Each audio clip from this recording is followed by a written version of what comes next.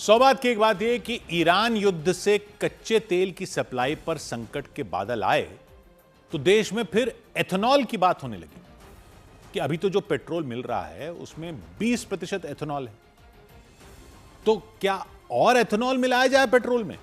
ऐसी चर्चा होने लगी कि 20% है, 20% से बढ़ाया क्यों ना जाए, जब इस युद्ध में तो यह काम ही आ रहा है और आगे भी संकट आगे कब कब कैसा हो जाए।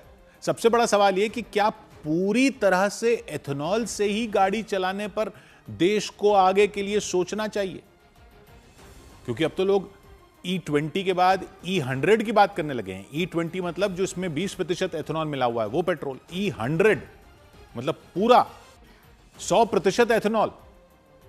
अभी भारत में एथेनॉल बनाया जा रहा है मक्के से, चावल से, गन्ने से। अल्कोहल होता है एथेनॉल जो इनसे बनाया जा रहा है।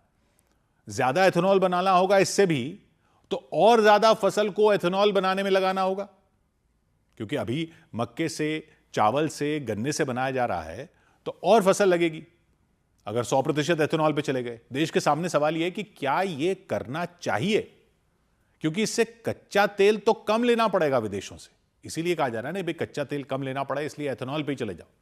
लेकिन इसमें पेच क्या है? जंग के बारे में बोलते हुए प्रधानमंत्री ने भी संसद को बताया कि 10 साल पहले तक पेट्रोल में 1-1.5% एथेनॉल मिलाया जा रहा था, जो कि अब देश ने बढ़ाकर अब 20% हो चुका है। E20 पे आ गए। उसकी वजह से 4.5 करोड़ बैरल कच्चा तेल कम मंगवाना पड़ रहा है हर साल। अगर यह नहीं होता तो 4.5 करोड़ कच्चा तेल और 4.5 करोड़ बैरल और मंगवाना पड़ता कच्चा तेल। कुल कच्चा तेल साल में देश में विदेशों से जो विदेशों से खरीदता है वो 180 करोड़ बैरल है। 180 करोड़ बैरल में 4.5 करोड़ होता। देश में बना एथेनॉल पेट्रोल में मिलाने से उससे 4.5 करोड़ बैरल अभी इंपोर्ट कम हो रहा है। तो यह तो है कि इससे विदेशी तेल पर निर्भरता घटती है, लेकिन यह सिर्फ पेट्रोल में 20% की बात है और सिर्फ पेट्रोल की बात है। अभी जो युद्ध में हो रहा है उस हालत में तो ये मदद है ही, चाहे थोड़ी है लेकिन है तो मदद। और पिछले लगभग 10 साल में इससे लगभग 1.5 लाख करोड़ रुपए की बचत हुई है। 1.5 लाख करोड़ रुपए की बचत की बात हो रही है, वो उन रेटों पर जो पहले तेल का रेट था। युद्ध में तो तेल महंगा होता जा रहा है, तो ये बचत और बढ़ती जाएगी उस हिसाब से, जितने उस रेट पे जो पहले वाले रेट पे 1.5 लाख करोड़ रुपए की बचत हो चुकी है।